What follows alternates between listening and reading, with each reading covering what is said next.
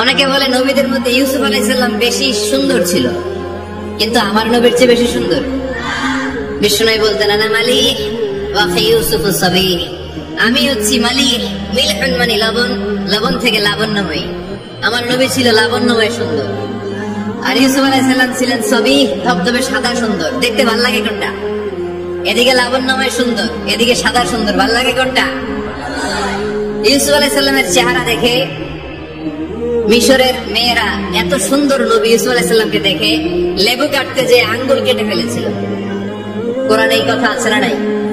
ওয়াকাত্তা'না আইদিয়াহুম, লেবু কাটতেছে, আর ওনারা দেখে লেবু কাটা শেষ, কিন্তু কাটা আর থামায় নাই, ওই এক টানে আঙ্গুল শেষ।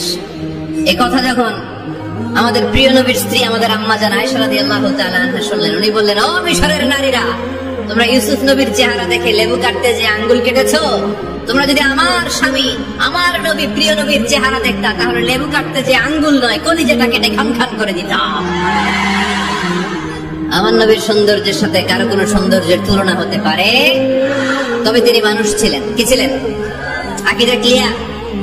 কথা বুঝতে পেরেছেন? এজন্য কোরআন বলে, কুল ইন্নামা আনা বাশারুম মিসলুকুম ইউহা ইলাইয়া আন্নামা ইলাহুকুম ইলাহুন ওয়াহিদ। ও নবী, আপনি বলে দেন, নিশ্চয় আমি তোমাদের মতোই মানুষ, কিন্তু পার্থক্য হলো আমার কাছে ওহী আসে, তোমাদের কাছে আসে না। ঠিক কিনা? এখানেই পার্থক্য। তিনি অদৃশ্যের খবর জানেন, গায়েবের কথা, অদৃশ্যের কথা যতটুকু জানানোর আল্লাহ তাআলা বিশ্বনবীকে জানিয়ে দিয়েছে। বিশ্বনবী এটা জানেন, আমরা কি জানি? তাহলে আমাদের মতো উনি কি সাধারণ মানুষ? অসাধারণ মানুষ। সবাই বলেন অসাধারণ মানুষ, ইউনিক, আনপ্যারালাল, অসাধারণ, যার কোনো তুলনা হয়? ওনার তুলনা উনি নিজেই। সাইয়্যিদু ওয়ালাদি আদম, আদম আলাইহিস সালামের যত সন্তান পৃথিবীতে এসেছে, বিশ্বনবী বলেন এই সবার মধ্যে আমি সেরা। সুবহানাল্লাহ কইতে পারলেন না? বিষ্ণু ইসলাম বলেন, গোটা বিশ্বের মানুষকে আল্লাহ দুই ভাগ করলেন। কয় ভাগ? এক ভাগ জান্নাতি, এক ভাগ জাহান্নামী। আমারে জান্নাতীদের মধ্যে ফেললেন, জান্নাতীদেরকে বিভিন্ন দেশে ফেললেন, আমারে মক্কায় ফেললেন। মক্কাবাসীদেরকে অনেক বংশের মধ্যে ফেললেন, আমারে কুরাইশ বংশে ফেললেন। কুরাইশ বংশে অনেক খানদান আছে, আমারে হাশিমি খানদানে ফেললেন। হাশিমি খানদানে অনেক পরিবার আছে, আমারে শ্রেষ্ঠ পরিবারে ফেললেন। আনা খায়রুকুম নাফসা, আনা খায়রুকুম বাইতা, যে কোনো ক্রাইটেরিয়ায় হোক, মানদণ্ডে হোক, গোটা বিশ্বের মধ্যে আমি সেরা। চিল্লায় বলেন ঠিক কিনা? ওয়ালা ফখর। কিন্তু এজন্য আমি অহংকার করি? বিশ্বনবীর মনে কোনো অহংকার ছিল? তিনি মানুষ ছিলেন, অসাধারণ মানুষ। তিনি মানব, কিন্তু মহামানব। সুবহানাল্লাহ পড়ে। নবীরে চিনতেছেন? নবীরে চিনতে পারতেছেন? বুঝতে পারতেছেন? কষ্ট হচ্ছে না তো? জিমাই বললেন মনে হয়? কষ্ট হচ্ছে? কষ্ট হইলে বললেন। তাহলে প্রথম পরিচয় কি ছিল? মাশাআল্লাহ। এই যে এটা ক্লাস, তাফসীর মাহফিলের ক্লাস। আমার যে কত ভালো লাগে ছোট্ট ছোট্ট ছেলেরা যখন এসে বলে, হুজুর আমি আপনার ক্লাসের ছাত্র। আমি বললাম, আমি আবার কই পড়াই, তুমি ছাত্র? ওই যে ইউটিউবে ওয়াজ করেন, আমি ওই জায়গার ছাত্র। অনেক বোনেরা আমাদেরকে কাগজে লিখে পাঠায়, হুজুর আমি আপনার তাফসীর ক্লাসের একজন নিয়মিত ছাত্রী। এয়ারপোর্টে ওই দিন এক ফ্যামিলি দৌড়ে আসছে, বলে, হুজুর আমার পুরো ফ্যামিলিটাই আপনার ক্লাসের ছাত্র। আলহামদুলিল্লাহ, আমার জীবন ধন্য, আমার জীবন ধন্য যে আমার কথাগুলোকে লোকজন ক্লাসের মতো মনে করে। এইটাই করা দরকার। বুঝলেন কিনা জিজ্ঞেস করব, উত্তর করবেন। যা বললাম আবার আপনারা শোনাবেন। এক পক্ষের কথা হইলে ঝামেলা আছে না নাই? আমি শুধু বলেই গেলাম, আপনারা শুনলেন। জিমানি আসবে, ঘুম আসবে, শয়তানের গোতা আসবে, ঠিক কিনা? কিন্তু যদি জিজ্ঞেস করি, আওয়াজ করে যদি উত্তর দেন, শয়তানের ওয়াসওয়াসা ঢুকতে পারবে? আর এখানে তো সব ইয়াং, শয়তান আসবে কোত্থেকে? ওদের এক একটা তাকবীর দিলে বঙ্গোপসাগরে যে ইবলিস যেয়ে পড়বে। তাহলে আমার নবীর প্রথম পরিচয় তিনি রাসূলুল্লাহ, ঠিক কিনা? তিনি রাসূল ছিলেন। দ্বিতীয় পরিচয় শেষ নবী। 3 নম্বর পরিচয় তিনি মানুষ ছিলেন। কি ছিলেন? অসাধারণ মানুষ। 4 নাম্বার পরিচয়, আমার নবী কখনো মন গড়া কিছু বলতেন না। খেয়াল করে শুনবেন, আমার নবী মন গড়া কিছু বলতেন?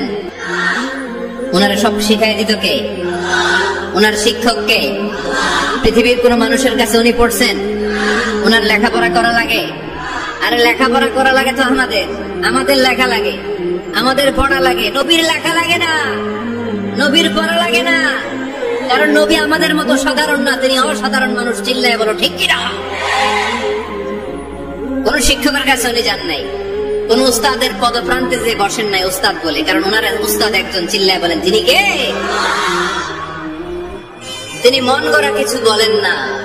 He was guided by revelation, by ওয়াহী। তিনি ওহী দ্বারা পথ প্রদর্শিত হয়ে কথা বলেন। না জানলে চুপ থাকেন। আমাদের একটা বদ অভ্যাস, না জানলেও আমরা বলি, আছে না নাই? আমি জানি না, এটা বলতে এত লজ্জা লাগে আমাদের, এত লজ্জা লাগে, এত লজ্জা লাগে। এখন থেকে এইটা প্র্যাকটিস করবেন, বলবেন যে আমি জানি না। আসলে তো আমি জানি না। আমি কি জানি? জানে তো একজন, তিনি কে? আমি জানি, আমার চেয়ে বড় কেউ নাই, এটা বললেই খবর আছে। এইরকম বলে শয়তান। এরকম বলে কে? মুসা আলাইহিস সালাম ওয়াজ করতেছিলেন উম্মতের মাঝখানে। এক উম্মত দাঁড়ায় বলে, ইয়া নবী আল্লাহ, মান আ'লামু ফিল আরদ। হে নবী মুসা, একটা প্রশ্ন। কি প্রশ্ন? আপনি বলেন তো বর্তমান পৃথিবীতে সবচেয়ে বড় জ্ঞানী কে? এই স্টপ। আপনি বলেন তো সবচেয়ে বড় জ্ঞানী কে? মুসা আলাইহিস সালাম বলে আমি। মুসা আলাইহিস সালাম কি বললেন? আসলে ভুল বলেন নাই, কারণ যাকে আল্লাহ কোন এলাকার জন্য নবী বানিয়ে পাঠান, তাকে তো ওই এলাকার সবচেয়ে বেশি জ্ঞান দিয়েই পাঠান, ঠিক কিনা? কিন্তু আল্লাহ চেয়েছেন মুসা আলাইহিস সালাম এইভাবে না বলে যদি এরকম বলতো, আল্লাহু আ'লাম, আল্লাহ বেশি জ্ঞানী, তাহলে আল্লাহ বেশি খুশি হতেন। যখনই বললেন আমি, আল্লাহ ডেকে বললেন, মুসা নো, তুমি সবচেয়ে বেশি বড় জ্ঞানী না। ইযহাব ইলা মাজমা'ইল বাহরাইন, 2 সাগরের মিলনস্থলে একটা জায়গা আছে, ওখানে আমার এক বান্দা আছে যে তোমার চাইতেও জ্ঞানী। ইসমুহু খাদির, তার নাম খাদির, যারা আমরা বাংলায় বলি খিজির। খিজির আলাইহিস সালাম বলি না, আসলে ওনার নাম কি? খাদির। খাদির মানে এভারগ্রিন, সবুজ। উনি কোন জায়গায় বসলে ওখানকার হলুদ ঘাসগুলো মুহূর্তে সবুজ হয়ে যেত। গাছপালা না জন্মালে ওদিক দিয়ে হাঁটলে সবুজ গাছপাতা জন্মাতে শুরু করতো। তাই কখনো বলা যাবে না আমি সব জানি। সব জানে একজন, তিনি কে? আমার নবীর 4 নাম্বার পরিচয়, উনি মন গড়া কোনো কথা বলতে জানতেন। নবীরা মন গড়া কিছু বলে? কোন নবীর কথার সাথে কোনো বৈপরীত্য আছে? আপনারা এরকম কি শুনেছেন, এক নবী বলছে আল্লাহ আছে, আরেক নবী এসে বলছে না, আল্লাহ নাও থাকতে পারে? এমনকি কখনো হয়েছে কোন নবী এসে বলেছে আখিরাত আছে, আরেক নবী এসে বলেছে না, আখিরাত নাও হইতে পারে? কথা কন। তার মানে নবীরা মন গড়া বলে না, ফলে নবীদের কথার বৈপরীত্য নাই। কিন্তু কবিদের কথার বৈপরীত্য আছে না নাই? দার্শনিকদের কথার অমিল আছে না নাই? এক দার্শনিক বলে মানুষ পেট সর্বস্ব জীব, মানুষের বড় সমস্যা পেট সমস্যা, এটা ঠিক হলে সব ঠিক। আরেক দার্শনিক এসে বলে না, মানুষের সেক্স সমস্যা বড় সমস্যা, যৌন সমস্যা, এটা ঠিক করে দিলে সব ঠিক। আরেকজন এসে বলে না, পেটও না, যৌন সমস্যাও না, মানুষ আসলে মানুষই না, মানুষ হলো বান্দর। তাহলে দেখেন, 3 দার্শনিক 3 কথা বলছে, ঠিক কিনা?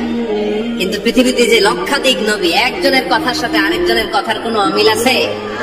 কারণ নবীরা দার্শনিকদের মতো মন মস্তিষ্ক প্রসূত মন গড়া কথা বলে না। তাদের কাছে কথাগুলো আসে একটা হেডকোয়ার্টার থেকে। হেডকোয়ার্টারটা কার? এজন্য আল্লাহ বলেন, ওমা ইয়ানতিকু আনিল হাওয়া ইন হুয়া ইল্লা ওয়াহয়ুন ইউহা। আমার নবী মন গড়া কিছু বলেন না, আমার কাছ থেকে ওহী পেয়ে তারপরে তিনি মুখ খোলেন। সুবহানাল্লাহ পড়েন আওয়াজ করে।